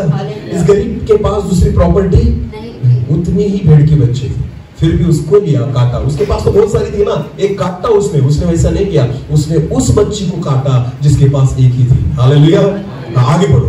तब दाऊद का कोप उस मनुष्य, जब दाऊद ने इन बातों को सुना तो वचन में लिखा है दाऊद भड़क गया, हालेलुया। ये बातें सुनकर, क्योंकि दाऊद एक राजा था, क्योंकि दाऊद न्याय करता था, क्योंकि उसको अधिकार था न्याय करने का, और जब दाऊद ने इन बातों को सुना, वचन में लिखा है दाऊद का क्रोध भड़क गया, हालेलुया। हाँ, आगे बढ़ो। और उसने नातान से कहा, यहोवा के जीवन की शपथ, यहोवा परमेश्वर के जीवित की शपथ, जिस मनुष्य ने ऐसा काम किया, जिस भी मनुष्य ने ऐसे कुकर्म को किया है, ऐसे पाप को किया है, वो प्राण दंड के योग्य है। वो जीवित नहीं रहेगा, मैं खुद उसे मार डालूंगा, वो प्राण दंड के ही योग्य है। आगे। और उसको उस भेड़ की बच्ची का 4 गुना भर देना होगा। इतना ही नहीं, तो जिसकी भेड़ की बच्ची को उसने काटा है ना, उसके 4 गुना उसको वापस भी करना होगा, हालेलुया। आगे। क्योंकि उसने ऐसा काम किया, और कुछ दया नहीं की, नहीं। ये कौन कह रहा है, दाऊद। बोलो कौन कह रहा है, नातान सुन रहा था, बराबर बोल रहा है बेटा, समझ गए तुझे, हालेलुया। यही तो मैं चाहता था कि तुझे समझे, आमीन। तब तक नातान चुप रहा। उसके बाद तब नातान ने दाऊद से कहा, तू ही वह मनुष्य है। अरे पापी, तू ही वो मनुष्य है, हालेलुया। तू क्या दूसरों को दंड देगा, दंड के लायक तो तू ही है। इसे कहते हैं दोष दिखाना। बोलो इसे क्या कहते हैं, दोष लगाना नहीं, दोष दिखाना। क्योंकि जब दाऊद को इतना क्रोध आया, तब दाऊद को समझ में आ गया होगा परमेश्वर को कितना क्रोध आया होगा, हालेलुया। क्योंकि मैंने अपने मुंह से बोला है कि ऐसा मनुष्य जीवित नहीं रहना चाहिए, वो प्राण दंड के ही योग्य है। तो अगर मैं एक व्यक्ति होकर उसको ऐसा दंड देना चाहता हूं, तो यहोवा मुझे कैसा दंड देगा, हालेलुया। तो दाऊद तो डर गया होगा, हालेलुया। उसके पसीने छूटने लग गए होंगे, क्योंकि नातान ने कहा है पापी वो मनुष्य तू ही है। तो अब बता तेरे साथ क्या करना होगा। इसलिए तो दाऊद उसके बाद अपने कपड़ों को फाड़ कर, राख को यहाँ पर डालकर परमेश्वर के सामने पछतावा करते बैठ गया, आमीन। और रोने लग गया, गिड़गिड़ाने लग गया, क्योंकि वचन के द्वारा, उसके सेवक के द्वारा परमेश्वर ने दाऊद को उसके दोष को दिखाया। बोलो क्या किया, दोष को दोष लगाया नहीं, दोष दिखाया। आमेन। ये वचन का काम है। आमेन।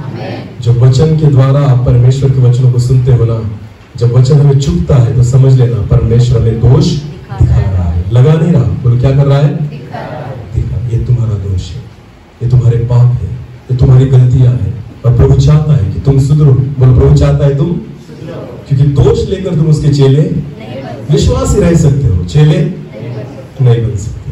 चेले अगर बनना है तो वचन के अनुसार चलना होगा। आमेन। जो वचन में रहेगा वही उसका चेला बनेगा। हालेलुया। और वचन में रहने के लिए पहली बात उपदेशों को सुनो, और दूसरी बात जब प्रभु वचन के द्वारा दोष दिखाए तो उसे मानो। आमेन। उसे क्या करो? मानो। हालेलुया। बहुत सारे उदाहरण है परमेश्वर के वचनों में। अगर हमने देखा, एक वचन को पढ़ेंगे और एक वचन को पढ़ेंगे। चलो, अच्छा वचन है मत्ती रचित सुसमाचार, उसका 7 अध्याय और वचन 1 और 2 पढ़ेंगे। मत्ती रचित सुसमाचार उसका 7 अध्याय और वचन 1 और 2। दोष मत लगाओ। हाँ, वचन में देखो क्या लिखा है, दोष मत लगाओ। दिखाओ नहीं बोला है, क्या बोला है? मत लगाओ। हालेलुया। दोष मत लगाओ कि तुम पर भी दोष न लगाया जाए। कि तुम पर भी दोष। हाँ, हमें तो बहुत आदत है दोष लगाने की। दूसरों की गलतियां निकालने की इतनी गंदी आदत है ना हमारे जीवन में। खुद का नहीं पता हमें खुद के बारे में कुछ भी नहीं पता जितना दूसरों के बारे में पता है। हालेलुया। आपको पता है, हमें खुद के बारे में नहीं पता, किसके बारे में ज्यादा पता है? और आपके बारे में किसको पता होगा? फिर खुदा को। बोलो किसको? हाँ? क्योंकि आप दूसरों का हिसाब रखते हो ना, तो तुम्हारा भी हिसाब तो कोई रखने वाला होगा। हालेलुया। हाँ? तो तुम्हारी भी हिसाब की नोटबुक किसी के पास होगी ना, क्योंकि तुम दूसरों के लेकर बैठे हो। हालेलुया। समझ में आ रहा है कुछ? हाँ? तुम्हारे हाथ में कैलकुलेटर दे दिया परमेश्वर ने, हिसाब दूसरे का करते हो, तो तुम्हारा भी तो हिसाब कोई करेगा ना। वो कौन करेगा? परमेश्वर। हालेलुया। इसलिए तो वचन में लिखा है, फिर एक बार पढ़ो, दोष मत लगाओ। तुम दोष मत लगाओ कि तुम पर भी दोष न लगाया जाए। तुम पर भी दोष न लगाया जाए। हालेलुया। दोष दिखाना जरूरी है, लगाना नहीं। हालेलुया। अगर कोई पाप में है ना, तो उसको बताओ कि ये पाप छोड़ दे। चर्चा मत करो उसके बारे में। हाँ, दूसरे लोगों को मत बताते फिरो, उसको बताओ जिसको बताने की जरूरत है। आमेन। हम उसको छोड़कर सारी दुनिया को बताते हैं ये पापी है। समझ में आता है? हमें बहुत अच्छा लगता है। हाँ, मैसेज भी करेंगे व्हाट्सएप एक दूसरे, वो पाप ने गिरा है, तुम्हें पता चला? रात को 12 बजे फोन करके उठाएंगे, आपको पता चला ऐसा हुआ, वो विचार में पड़ा है, उसने वो पाप किया। बहुत अच्छा लगता है हमें बताने में। अरे पापियों, उसको जाकर बोलो तूने पाप किया है। दोष लगाना नहीं है, दोष दिखाना है। हालेलुया। अगर तुम इस रीति से दोष लगाओगे ना, तो तुम्हें भी लगाया जाएगा। वचन में लिखा। हाँ, अगर तुम दूसरों के बारे में ऐसी चर्चाएं करोगे ना, एक दिन आएगा तुम्हारे बारे में भी लोग ऐसी चर्चाएं करेंगे। क्या चाहते हो? क्या हम चाहते हैं ऐसा? नहीं। अगर तुम नहीं चाहते ना दूसरे के बारे में भी वैसे नहीं करना। हालेलुया। क्या फायदा है किसी के पापों के बारे में चर्चा करके? कुछ भी नहीं। जाओ और उससे मिलो और उससे कहो कि इस मार्ग से हट जाओ, ये पाप को छोड़ दे, गलत बातों को छोड़ दे, पछतावा कर, प्रभु तुझे माफ करेगा। बस हो गया तुम्हारा काम। आमेन। मानेगा तो ठीक, नहीं मानेगा तो परमेश्वर देख लेगा। हालेलुया। हमें कुछ भी लेना देना नहीं। दोष दिखाना जरूरी है, लगाना नहीं। वचन हमें दोष दिखाता है, लगाता नहीं। हालेलुया। वचन कहता है किसी को दोष मत लगाओ, वरना तुम्हें भी लगाया जाएगा। आमेन। चलो एक वचन को पढ़ेंगे और एक लास्ट वचन को देखेंगे, क्योंकि वक्त जो है वो भाग रहा है, हम उसके पीछे भागेंगे। यूहन्ना रचित सुसमाचार उसका 8 अध्याय, यूहन्ना रचित सुसमाचार उसका 8 अध्याय और वचन 2 से लेकर आगे पढ़ेंगे जल्दी जल्दी। भोर को वो फिर मंदिर में आया। अभी ध्यान देकर सुनना। भोर को वो मंदिर में आया, सब लोग उसके पास आए, सब लोग सुनने के लिए उसके पास आए, और वो बैठकर उन्हें उपदेश देने लगा। यीशु मसीह उनको क्या देने लग गया? पहली बात हमने सीखी थी कल, आज सुबह। हालेलुया। कि वो उनको क्या देने लग गया? जहां कहीं भीड़ देखता था, यीशु मसीह क्या करता था? उपदेश देता था। आमेन। क्योंकि उसको पता था ये उपदेश ही चला बनाएगा। आमेन। चमत्कार नहीं, क्या? उपदेश। हालेलुया। उपदेश देने लगा। आगे, तब शास्त्री और फरीसी एक स्त्री को लाए, एक स्त्री को लेकर आए जो व्यभिचार में पकड़ी गई थी, जो व्यभिचार करते हुए पकड़ी गई थी, और उसको बीच में खड़ा करके करके और उनको बीच में खड़ा करके यीशु से कहा, हे गुरु, यह स्त्री व्यभिचार करते पकड़ी गई ये है। जो स्त्री यहाँ पर खड़ी है ना, ये व्यभिचार करते हुए पकड़ी गई है। हाँ, व्यवस्था में मूसा ने हमें आज्ञा दी है, व्यवस्था में मूसा ने हमें आज्ञा दी है, ऐसी स्त्रियों पर पथराव करे, ऐसी स्त्रियों पर क्या करे? पथराव करे। ये दोष दिखा रहे थे या लगा रहे थे? हाँ, लगा रहे थे। ये क्या है? व्यभिचार करने वाली, ये क्या है? गलत काम करने वाली, ये क्या है? पाप करने वाली। इसको क्या करना चाहिए? पथराव, मार डालना चाहिए। इसको जीने का कोई हक नहीं। ये दोष लगाना है। हालेलुया। ये सारे लोग दोष लगा रहे थे। आगे पढ़ो। अतः तू इस स्त्री के विषय में क्या कहता है? यीशु, तेरा क्या कहना है? तू कैसे दोष लगाएगा इसके बारे में? बता जरा। हाँ? उन्होंने उसको परखने के लिए यह बात कही, यीशु मसीह को परखने के लिए उन्होंने बात कही, ताकि उस पर दोष लगाने के लिए। ताकि किस पर दोष लगाने के लिए? यीशु पर। वाह रे वाह, इनमें, इनके खून में ही दोष लगाना था। हालेलुया। ये जो शास्त्री और पारसी थे ना, इनके खून में ही वो बीमारी थी कि ये सबको दोष लगाते थे, यीशु मसीह को भी नहीं छोड़ा। हालेलुया। यीशु को दोष लगाने के लिए वो उससे पूछते हैं क्या करना चाहिए इस व्यभिचारी स्त्री का। ये दोष लगाने की आदत है। वो किसी को नहीं छोड़ेंगे, दोष लगाने वाले। पास्टर को भी नहीं छोड़ते, अभिषिक्त सेवकों को भी नहीं छोड़ेंगे। इतना ही नहीं, वो दूतों को भी दोष लगाएंगे। हाँ, मर जाता तभी आता है। परमेश्वर को भी बोलेंगे कि प्रभु क्यों होने दिया मेरा एक्सीडेंट? हाँ, अगर बचा लेता तो इतना तकलीफ होती क्या? मेरी हड्डी टूटती क्या? किसको दोष लगा रहा है? परमेश्वर को। वाह रे वाह, पगार दे रहा है परमेश्वर को खुद को संभालने के लिए। उसकी मर्जी, संभाला नहीं संभाला। हाँ, तू कौन सा स्वर्गदूत बन के घूम रहा है? हालेलुया। हम अगर पाप करते हैं तो परमेश्वर से अपेक्षा मत करो कि वो स्वर्गदूतों को भेजेगा। आपको पता है, जो जितनी बड़ी नौकरी करता है ना, उसको उतनी बड़ी सिक्योरिटी मिलती है। पता है आपको? पता है ना? जो सिपाही होगा, समझो प्यून होगा, क्या उसको सिक्योरिटी की जरूरत है? पर जो कलेक्टर होगा उसको, कलेक्टर होगा उसको मांगनी पड़ती है, सरकार देता है? सरकार देता है, क्योंकि उसकी नौकरी कैसी है? बड़ी। बोलो कैसी है? कलेक्टर से ऊपर अगर आप जाओ, मंत्रालय में जो सचिव होते हैं ना, सेक्रेटरी, उनको उससे ज्यादा सिक्योरिटी मिलती है। हालेलुया। क्योंकि उनकी नौकरी उससे भी बड़ी है। बोलो उससे भी। तो सिक्योरिटी मांगनी पड़ी या मिल गई? तो कुछ करो प्रभु के लिए, सिक्योरिटी वो देगा। हालेलुया। यहाँ मुफ्त में निकम्मे बनकर बैठे हो और स्वर्गदूत चाहिए तुम्हें सिक्योरिटी के लिए। हाँ? प्रभु क्यों सिक्योरिटी भेजेगा तुम्हारे लिए कि तुम्हें सुरक्षा दे? काम तो कुछ करते नहीं। काम के ना काज के, दुश्मन अनाज के। हिंदी में कहावत है, काम के ना काज के, दुश्मन अनाज के। फुकट का खाते हो, कुछ करते नहीं उसके लिए, और चाहिए स्वर्गदूत प्रभु मुझे सिक्योरिटी दे। करता क्या है तू? तू कुछ भी नहीं करता, और सिक्योरिटी क्यों चाहिए तुझे? काम कर, खुदा खुद सिक्योरिटी देगा। हालेलुया। जितना बड़ा ओहदा, जितनी बड़ी सेवा, उतने बड़े सिक्योरिटी गार्ड मिलेंगे। आमेन। स्वर्गदूतों को तो परमेश्वर भेजेगा, पर करो तो सही उसके लिए कुछ। हालेलुया। समझ में आ रहा है कुछ? तो जब रास्ते पे घूमोगे ना, तो टेंशन नहीं रहेगी कि एक्सीडेंट होगा, क्योंकि मुझे पता है मेरे साथ क्या है, परमेश्वर ने उसकी सिक्योरिटी। बोलो उसकी। हाँ, दूत है मेरे साथ, कुछ नहीं होने वाला। हालेलुया। हाँ, जो डर डर की गाड़ी चलाते हैं ना, समझ लेना तुम्हें भी पता है मेरे साथ कोई सिक्योरिटी, क्योंकि मैं निकम्मा मैं क्या हूँ? हाँ, क्यों भेजेगा परमेश्वर स्वर्गदूत मुझे संभालने के लिए? मैं करता ही नहीं कुछ, इसलिए तो डरते हो। गाड़ी चलाते वक्त, मोटरसाइकिल चलाते वक्त, नहीं अब नहीं जाऊंगा। अरे वाह, डरो मत। प्रभु के लिए अगर कुछ करोगे ना, तो वचन में लिखा है वो खुद अपने दूतों को भेजकर तुम्हें संभालेगा। आमीन। आमीन। नौकरी करो उसकी। हाँ, इसलिए चेला बनाना चाहता है, क्योंकि तुम्हें सिक्योरिटी मिले। हालेलुया। क्योंकि विश्वासियों की सिक्योरिटी नहीं मिलती। सिक्योरिटी किसको मिलती है? हाँ, क्योंकि वो उसकी नौकरी करते हैं। आमीन। वो उसकी क्या करते हैं? नौकरी। आमीन। एलिशा जो था, एलिशा को पकड़ने के लिए एक बार राजा ने बहुत सारे सैनिकों को भेजा, और वचन में लिखा है सुबह के वक्त एलिशा बाहर आया, उसका जो दास था ना गेहजी भी बाहर आया। ऐसे आंखें करते करते उसने देखा तो सारे आजू बाजू में चारों ओर जो था ना, उस राजा के सैनिकों के रथ खड़े थे, और उनके हाथों में तलवारें वगैरह थी सारी बात। ये देखकर गेहजी जो था ना, वो कपकपाने लग गया, थरथराने लग गया, और उसने कहा अपने गुरु से, हे गुरुजी, एलिशा, अरे देख, हमें पकड़ने के लिए, मारने के लिए राजा ने इतने सारे सैनिकों को भेजा है। एलिशा बाहर भी नहीं आया देखने के लिए। एलिशा उठकर बाहर भी एलिशा ने अंदर बैठकर ही प्रार्थना की। क्या की पता है आपको? हे परमेश्वर इसकी आंखें खोल। क्या की प्रार्थना? हे परमेश्वर इस गेहजी की आंखें। तो वचन में लिखा है जब परमेश्वर ने गेहजी की आंखों को खोला ना और गेहजी ने देखा तो चारों ओर गिर नहीं पाएंगे इतने अग्नि के रथ खड़े थे।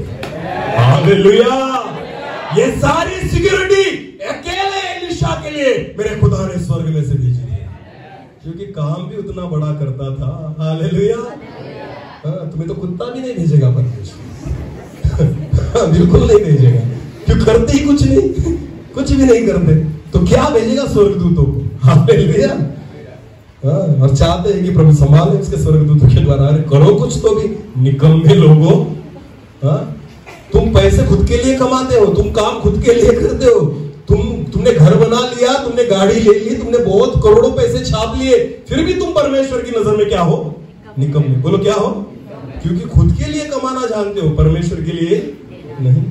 खुद के लिए काम करना जानते हो, परमेश्वर के लिए नहीं। जिस दिन परमेश्वर के लिए काम करोगे ना, उस दिन खुदा की नजर में तुम निकम्मे नहीं होगे। हालेलुया। और चेलों के लिए वो स्वर्गदूतों को भेजेगा। आमीन। कहाँ थे हम? व्यभिचारी स्त्री के पास। हाँ ठीक है। उन्होंने उसको परखने के लिए ये बात कही ताकि उस पर दोष लगाने के लिए यीशु मसीह पर दोष लगाने के लिए कोई बात पाए, कारण मिले। हाँ। परंतु यीशु झुककर उंगली से भूमि पर लिखने लगा। यीशु मसीह झुका और उंगली से नीचे लिखने लगा। तब वे उससे पूछते ही रहे। हाँ। तो उसने सीधे होकर उनसे कहा, यीशु खड़ा हुआ और उसने कहा, तुम में जो निष्पाप हो, तुम दोष लगाते हो ना, तुम्हें बहुत आदत है ना दूसरों को दोष लगाने की। तो यीशु ने क्या कहा? तुम अगर निष्पाप हो, वही पहले उसको पत्थर जो मारे। तुम में निष्पाप है ना, जिसने कोई पाप नहीं किया, वही पहला पत्थर उसे मारे। हालेलुया। तो तुम दोष लगाते हो ना, चलो मैं तुम्हें दोष लगाता हूँ। तो तुम पापी, तुम में से कौन व्यक्ति है जिसमें कोई भी दोष नहीं है, जिसने कोई भी पाप नहीं किया? जो निष्पाप होगा ना, उसने पहले पत्थर उठाना है, उसे मारना है। तो क्या हुआ आगे? और फिर झुककर भूमि पर उंगली से लिखने लगा। हाँ? परंतु वे यह सुनकर हाँ? बड़ों से लेकर छोटों तक हाँ? एक एक करके निकल गए। एक एक कर निकल गए। आगे? और यीशु अकेला रह गया। यीशु अकेला रह गया और वह स्त्री वही बीच में खड़ी वो रह स्त्री गई। वहीं पर खड़ी थी। यीशु ने सीधे होकर उससे यीशु कहा, ने उस स्त्री से कहा, हे नारी, हे नारी, वे कहाँ गए? वे कहाँ गए? क्या किसी ने तुझ पर दंड की आज्ञा न दी? क्या किसी ने तुझे दंड की आज्ञा न दी? हाँ? उसने कहा, हे प्रभु, किसी ने नहीं। किसी ने नहीं। यीशु ने कहा, मैं भी तुझ पर दंड की आज्ञा नहीं देता। मैं भी तुझे दोष नहीं लगाता। हालेलुया। मैं भी तुझे दंड की आज्ञा। वो लोग जो उस नारी को दोष लगा रहे थे ना, यीशु ने उनको भी दोष लगाया। इसलिए वचन में लिखा है, अगर तुम किसी को दोष लगाओगे तो तुम्हें भी लगाया जाएगा। समझ में आ रहा है कुछ? लोगों को दोष मत लगाओ, दोष दिखाओ। हालेलुया। मैं दोष लगाने के लिए नहीं, दोष दिखाने के लिए प्रभु ने चुना है। आमीन। हम अगर चेले बनना चाहते हैं ना, दूसरों के दोष को मत देखो, पहले किसके दोष को देखो, किसकी गलतियों को देखो। बस खुद की बीमारी ठीक करो, बाकी लोगों की बाद में करना। समझ में आ रहा है कुछ? हाँ। पहले खुद चंगे हो जाओ, उसके बाद दूसरों को चंगाई देना। पहले खुद सीखो, उसके बाद दूसरों को सिखाना। पहले खुद आत्मिक बनो, उसके बाद दूसरों को आत्मिक बनाना। पहले खुद के लिए प्रार्थना करो, उसके बाद दूसरों के लिए करना, क्योंकि वचन में लिखा है, जैसे खुद पर वैसे अपने पड़ोसी पर प्रीति कर। आमीन। पहले कैसे? पहले किस पर? वैसे ही अपनी पड़ोसी पर प्यार कर। हालेलुया। पहले किस पर करना होगा? खुद। हम खुद पर ही नहीं करते और लगे हैं पड़ोसी के लिए प्रार्थना करें, प्रभु इसको बदल, प्रभु उसको बदल, प्रभु जगत को बदल, गांव को बदल, तालुका को बदल। प्रभु कहता है पहले तू बदल। प्रभु कहता है पहले तू खुद बदल। अगर तू बदलेगा तो सारे बदलेंगे, अगर तू नहीं बदलेगा तो कौन बदलेगा? हालेलुया। समझ में आ रहा है? चेले बनो। बोलो क्या बनो? और तभी बनोगे जब दोष तुम्हें दिखाई देगा। आमीन। हमें खुद के चश्मे से दिखाई देता तो वचन की जरूरत ही नहीं थी। आमीन। इसलिए परमेश्वर को क्या देना पड़ा? क्योंकि हम चश्मा लगा के भी हमें खुद का दोष नहीं दिखता, तो करेगा क्या परमेश्वर? हाँ? नंबर का चश्मा लगा के बैठे हो, फिर भी खुद का दोष नहीं दिखता। वाह रे वाह। तो इसलिए परमेश्वर ने किसको भेजा? वचन को, कि इसके द्वारा तो दिखे तुम्हें। आमीन। खुद के चश्मे का नंबर ठीक करो और इस वचन के द्वारा खुद को देखो। हालेलुया। इस वचन को पढ़ने के लिए, समझने के लिए चश्मे की नहीं, मन की जरूरत है। आमेन। जिस दिन इस वचन के द्वारा खुद के दोष को देखने लग जाओगे, बदल जाओगे और चेला बनने की तैयारी करोगे। आमेन। क्योंकि प्रभु का जो चेला होता है ना, उसमें कुछ भी दोष नहीं पाया जाता। हालेलुया। और दोष तभी दूर होगा जब हमें दिखने लगेगा। आमेन। और दिखता ही नहीं तो दूर कैसे हो सकता है? हालेलुया। पहले दिखना तो जरूरी है। आमेन। खुद को बदलने के लिए पहले खुद में कौन सा बदलाव करना है मुझे पता चलना चाहिए। आमेन। तो ये बातें जब हमें पता चलेगी ना, तब हम खुद को बदल पाएंगे। हालेलुया। इसलिए वचन का दूसरा काम है क्या? दोष दिखाना। बोलो दोष। पहला काम क्या है? उपदेश। दूसरा काम दोष दिखाना। क्योंकि मेरा जन सिद्ध बने। बोलो क्या बने? उसका चेला कैसा बने? सिद्ध बने, उसके समान बने। हालेलुया। सारी बातों से परिपूर्ण हो। ज्यादा लंबे खींचना नहीं चाहता, यहाँ पर वक्त हो चुका है। अभी 2 बातें बाकी है। कितनी? हमने कितनी सीखी है? 2। पहली कौन सी? उपदेश। दूसरा दोष दिखाना। और तीसरा कौन सा है? सुधारना। बोलो कि कौन सा है तीसरा? और चौथा धार्मिकता की शिक्षा। आमेन। वचन में ये सारी बातें हैं। हालेलुया। और विश्वास के साथ हम कल सीखेंगे। आमेन। कल सुबह और कल शाम दोनों वक्त प्रभु हमसे बात करेगा इसी वचन के द्वारा। मुझे भी नहीं पता क्या, पर करेगा। हालेलुया। क्योंकि बोलने वाला मैं नहीं, बोलने वाला वो है। हालेलुया। और उसको चाहिए कि हम चेला बने। आमेन। और उसे हमें चेला बनाना है तो बनवा के ही छोड़ेगा। हालेलुया। खुदा बनवा के ही, क्योंकि उसको पता है ना, चेला बनेंगे तो फायदा मेरा ही है। आमेन। खुदा अपने फायदे को देखेगा, आपके नहीं। आमेन। तो हमें चेला बनना है। हालेलुया।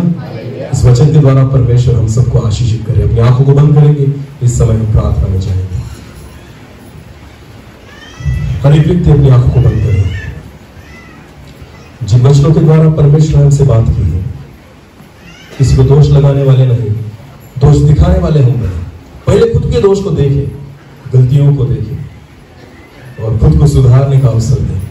खुद पर प्यार करें, इसके बाद औरों पर। परमेश्वर चाहता है उसके चेले बनने के लिए उसके वचन को हम समझें, जाने, समझे और अपने उसके वचन के अनुसार हम चले, वचन में बने रहे, तब जाकर हम उसके चेले बन पाएंगे। धन्यवाद पिता, आपने फिर एक बार आज हमसे बात की है। आपके वचन पर विश्वास रखकर चलने के लिए आप हमें सहायता कीजिए, हमें मदद कीजिए प्रभु। हम केवल विश्वासी बनकर जीना न चाहिए प्रभु, हम आपके चेले बने। जीना मेरे लिए मसीह हो जाए और मरना मेरे लिए लाभ हो जाए, ऐसा होने दीजिए प्रभु। हम आपकी इच्छा के अनुसार चलने वाले बने, ऐसा होने दीजिए प्रभु। धन्यवाद पिता। एक छोटे से गीत